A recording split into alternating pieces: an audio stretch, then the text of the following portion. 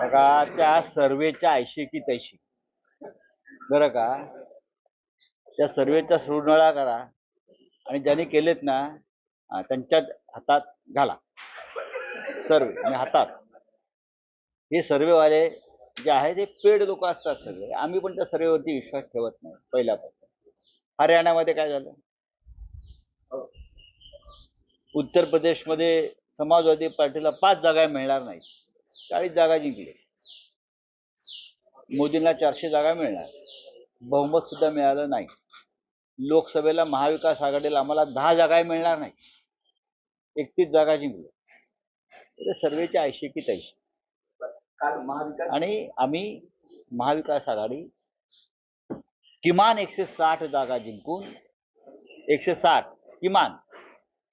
आम्ही काल सगळे एकत्र बसलो.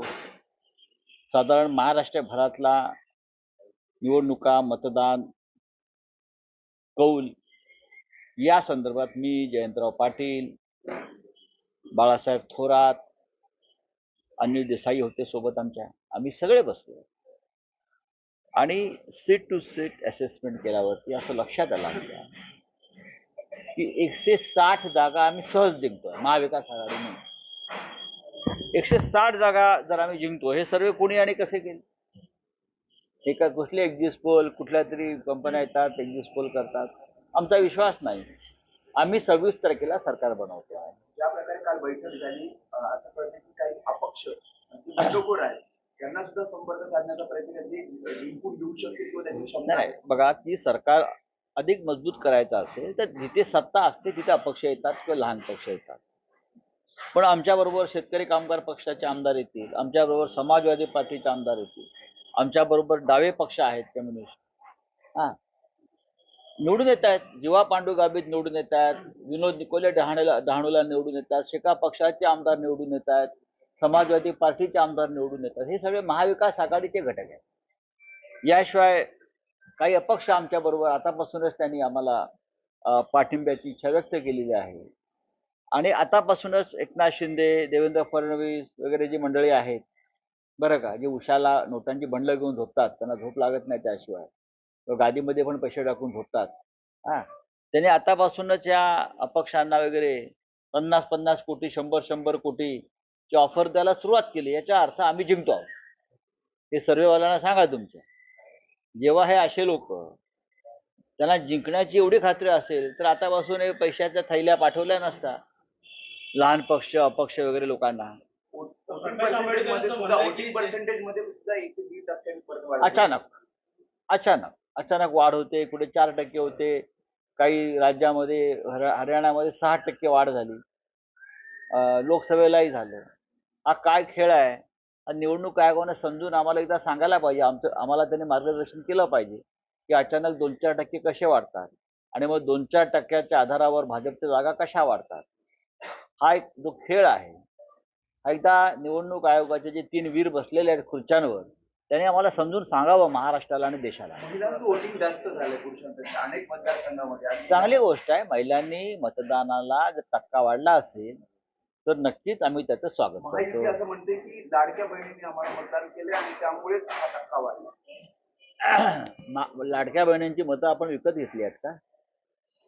लाडक्या बहिणी ह्या फक्त तुमच्याच आहेत का? उद्या कळेल ना. माझं असं म्हणणं, उद्या कळेल कोणाला काय म्हणायचं आहे. लोकशाहीमध्ये त्याला स्वातंत्र्य आहे, सांगण्याचं, बोलण्याचं, लिहिण्याचं. जेवढं स्वातंत्र्य गौतम अडाणीला आहे गुन्हे करून सुटण्याचं, ते स्वातंत्र्य सगळ्यांना आहे, बोलण्याचं, खोटं बोलण्याचं. सरकार ज्याचं येईल त्याच्यासोबत प्रकाश आंबेडकर जायला तयार. तुम्ही सांगणार का त्यांना? बघा, प्रकाश आंबेडकर हे एक लोकशाही मानणारे नेते आहेत. त्यांचे जर 50-60 आमदार निवडून येत असतील आणि गरज लागली 50-60 आमदारांची, तर आम्ही नक्की, आणि महाराष्ट्राचे महत्वाचे नेते आहेत ते प्रकाश आंबेडकर साहेब, आम्ही नक्की त्यांचा विचार करू. काय विचार करायचा नाही? लोकसभेला सुद्धा आम्ही प्रयत्न केला, ते आमच्यावर राहावेत. विधानसभेसाठी आम्ही आंबेडकर साहेबांचा प्रयत्न केला. त्यांचंच म्हणणं आहे की ज्यांची सत्ता आहे त्यांच्याबरोबर राहणार. आमची सत्ता येते, आमची सत्ता येते, त्याच्यामुळे आंबेडकर साहेब आमच्याबरोबर नक्की राहतील. राष्ट्रपती राजवट लागू शकते सरकार जर स्थापन नाही नाही, असं आहे की भारतीय जनता पक्षाचा एक डाव आहे. त्याने आम्हाला सरकार बनवण्यासाठी फार कमी वेळ दिला. उद्या निकाल लागते, संध्याकाळ, रात्री, मध्यरात्रीपर्यंत. मग 24 आणि 25 तारखेला आपापले आमदार, महाराष्ट्र खूप मोठा आहे हो, मग इथे आमदार पोहोचतील, तिन्ही पक्षाच्या विधिमंडळ पक्षाच्या बैठका होतील, विधिमंडळ पक्षाचे नेते निवडले जातील, ताबडतोब सरकार स्थापनेचा दावा केला जाईल. तरीही राजभवनामध्ये भारतीय जनता पक्षाच्या शाखा असल्यामुळे किंवा केंद्रीय गृह मंत्रालयात त्यांचा कारभार भाजपचा असल्यामुळे ते आम्हाला अडथळे आणण्याचे प्रयत्न करतात. नक्कीच आमच्या वाट्याला बहुमत आलं तरीही ते तो प्रयत्न करतील. आम्ही सर्व अडथळे पार करून महाराष्ट्रामध्ये महाविकास आघाडीचं सरकार स्थापन करू.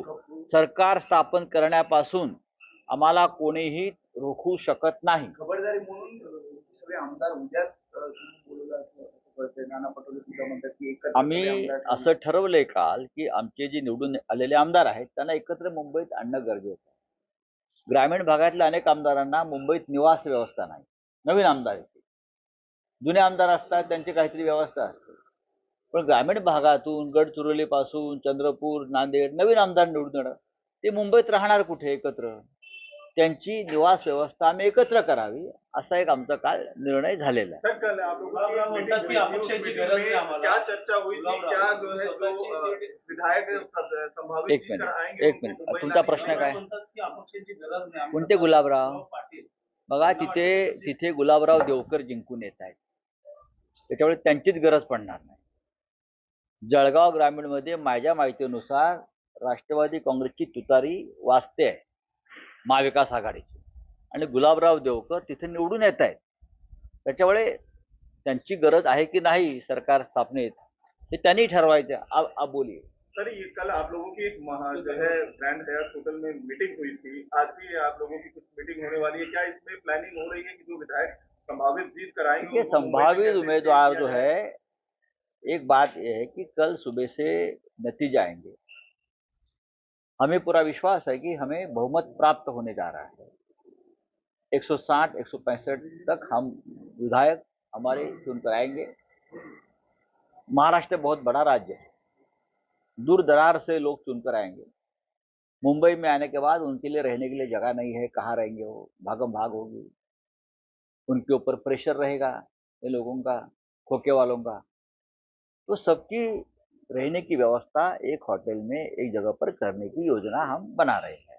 सर, एक सवाल, दो सवाल हैं बेसिकली. पहला तो ये कि कल जब रिजल्ट आ जाए तब शरद पवार की भूमिका आप कितनी अहम देखते हैं एमपी के देखिए, लिहाज से? बात ऐसी है, भूमिका शरद पवार साहब की तो रहेगी, कांग्रेस पार्टी की रहेगी और उद्धव ठाकरे साहब की भी रहेगी ना. ये महाविकास आघाड़ी है और हमारे साथ जो छोटे छोटे दल हमारे साथी है, जैसे कि समाजवादी पार्टी के लोग चुनकर आ रहे हैं, कम्युनिस्ट पार्टी के लोग चुनकर आ रहे हैं, शेतकरी कामगार पक्ष है वहाँ एक, उनके लोग चुनकर आएंगे, कुछ इंडिपेंडेंट आएंगे. लेकिन हमारा बहुमत जो है महाविकास आघाड़ी का, वो पूरा बहुमत रहेगा. तो सब एक साथ बैठकर कल हम निर्णय लेंगे. प्रकाश अम्बेडकर की उसमें कहीं कोई जगह होगी, क्योंकि उन्होंने ट्वीट करके कह दिया है कि वो सत्ता जिसकी रहेगी उसके साथ. अच्छी बात है, अगर बीजेपी की रहेगी तो बीजेपी के साथ जाएगी, क्या ये नहीं कहा? बात रहे ऐसी है, सत्ता हमारी आ रही है, हमारी सत्ता आ रही है महाराष्ट्र में, और हमें सरकार बनाने से कोई रोक नहीं सकता. सवाल जेपी नड्डा है, निर्दलीय और बागी उम्मीदवार, ये दो अलग अलग कैटेगरी हैं, इनके लिए आपकी क्या योजना है? सबसे पहले मैं ये कहूंगा कि हमारे 3 पार्टी के 160 लोग चुनकर आ रहे हैं. 160 कांग्रेस, शरद पवार साहब के एनसीपी और उद्धव ठाकरे के नेतृत्व वाली शिवसेना, और हमारे छोटे छोटे घटक दल, उनके 160 विधायक हमारे चुनकर आने के बाद में हम विचार करेंगे ना अभी. लेकिन हमारा सबके साथ संपर्क है. मैं किसी को बागी नहीं मानता हूं. चुनाव लड़ना सबका अधिकार है, कोई बागी नहीं है. चुनाव लड़ना सबका अधिकार है. कोई इंडिपेंडेंट लड़ता है, कोई छोटे छोटे दल का सहारा लेकर लड़ते हैं. जो लोग मजबूत स्थिति में है वो सभी के साथ हमारा डायलॉग चल रहा है. मुख्यमंत्री के चेहरे को लेकर कहीं कोई चर्चा हो रही है सर? जो आप लोगों ने कल बैठक की उसमें कहीं कोई चर्चा हुई चेहरे को लेकर, क्योंकि कांग्रेस की तरफ से सबसे ज्यादा सीटें उनकी हैं और जीत का दावा किया जा रहा है, सबसे ज्यादा नंबर उनके आएंगे, और जो फॉर्मूला आप लोगों की तरफ से किया गया था कि जिसकी जितनी ज्यादा ऐसा कोई फॉर्मूला अब तक बना नहीं था और ना बनेगा। सब मिलकर नेता चुनेंगे, मुख्यमंत्री पद का नेता चुनेंगे, सब मिलकर बैठेंगे। कोई फॉर्मूले के बारे में अब तक चर्चा नहीं हुई। हयात हॉटेलमधली बैठक पार पडल्यानंतर तुम्ही जयंत पाटील आणि बाळासाहेब थोरात यांनी एकाच गाडीतून हो, जातो ना आम्ही। आमची गाडीचं स्टेअरिंग जयंत पाटील आमची महाविकास आघाडी ही एकत्रच प्रवास करते गेला 3 वर्षापासून आपण पाहिला 3-4 वर्षापासून। महाविकास आघाडी ही स्वबळावर सत्तेवर येते आणि जे गाडीत बसले होते त्यातला प्रत्येक जण निष्णात ड्रायव्हर आहे, सारथी आहे। आता त्या गाडीमध्ये अजून कोणी बसणार आहे का ते आता उद्या कळेल तुम्हाला। राऊतचं आहे हे सूचक आहे का की जयंत पाटलांच्या हाती स्टेअरिंग होते? हे सूचक कसं आहे, ते उत्तम ड्रायव्हर आहेत, त्यांना उत्तम वाहन चालवता येतं, हा माझा अनुभव आहे। आणि काही लोकांना ड्रायव्हिंग हे त्यांचं पॅशन असतं। अनेक लोक नेते आहेत ते स्वतः ड्रायव्हिंग पण राऊत साहेब, जर जयंत पाटील हे उत्तम वाहन चालवत असतील तर ते उत्तम राज्यही चालवू शकतात का नाही चालवू शकणार ते राज्य उत्तम? महाराष्ट्रामध्ये महाविकास आघाडीमध्ये एकापेक्षा एक उत्तम। उद्धव ठाकरे यांना सरकार चालवायचा अनुभव नव्हता, त्यांच्या इतकं उत्तम सरकार कोणीच चालवलं नाही महाराष्ट्रामध्ये।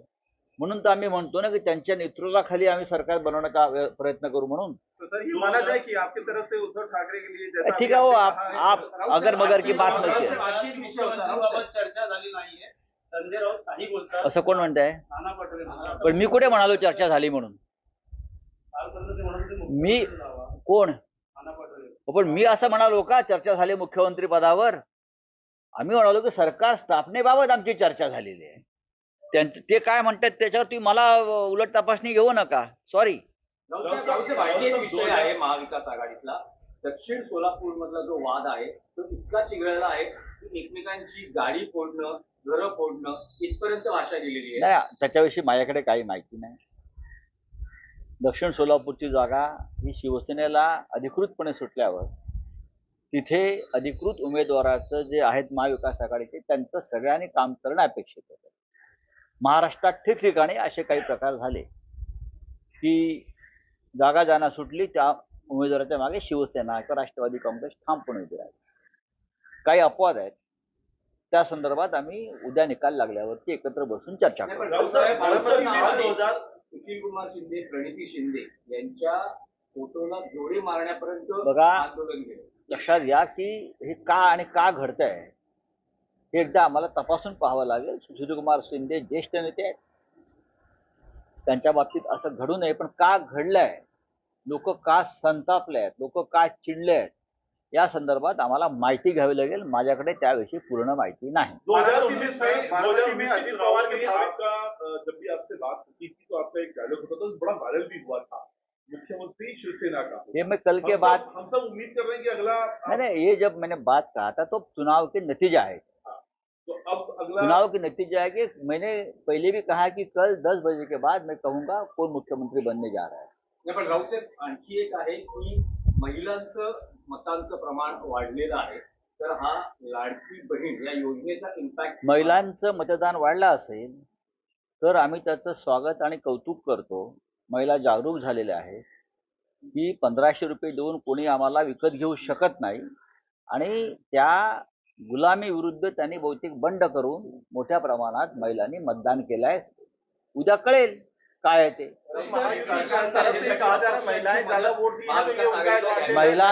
महिलाओं ने अगर ज्यादा वोटिंग किया है तो उसका स्वागत करना चाहिए। ये लोकतंत्र है, डेमोक्रेसी है, और अगर युवा मतदार महिला वोटिंग को आती है तो उनका स्वागत करना चाहिए। महाराष्ट्र में योगी जी का राज नहीं है कि जो पुलिस वाले रिवॉल्वर दिखाकर महिलाओं को वोट करने से रोकते हैं। देखा ना आपने मीरपुर में क्या हो गया। हाँ, तो महाराष्ट्र है, यहाँ महिलाओं को वोट करने का पूरा अधिकार है। सरकार स्थापनेसाठी अपक्षांची मदत घ्यावी लागू शकते का? 160 जागा आम्ही जिंकतो। आकडा काय आहे 160. आम्ही जे काल एकत्र बसून असेसमेंट केलंय प्रमुख नेत्यांनी, मी असेन, माझ्याबरोबर अनिल देसाईजी होते, आमचे बाळासाहेब थोरात, जयंतराव पाटील, आम्ही काल प्रदीर्घ आमची मीटिंग झाली. मग आम्ही माननीय उद्धव साहेबांना भेटायला गेलो, तिथे चर्चा केली. त्यानंतर जयंतराव आणि बाळासाहेब थोरात हे माननीय पवार साहेबांना भेटायला गेले, तिथे चर्चा झाली. आज मी पवार साहेबांना भेटण्याची शक्यता आहे.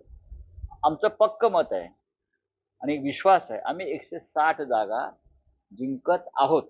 आता 160 जागा जिंकल्यावरती राज्यपाल यांनी किती प्रयत्न केले भारतीय जनता पक्षाच्या दबावाखाली, तर राज्यपालांना ज्या निवडणूक पूर्व आघाडीचं बहुमत आहे त्यांना बोलवावं लागेल.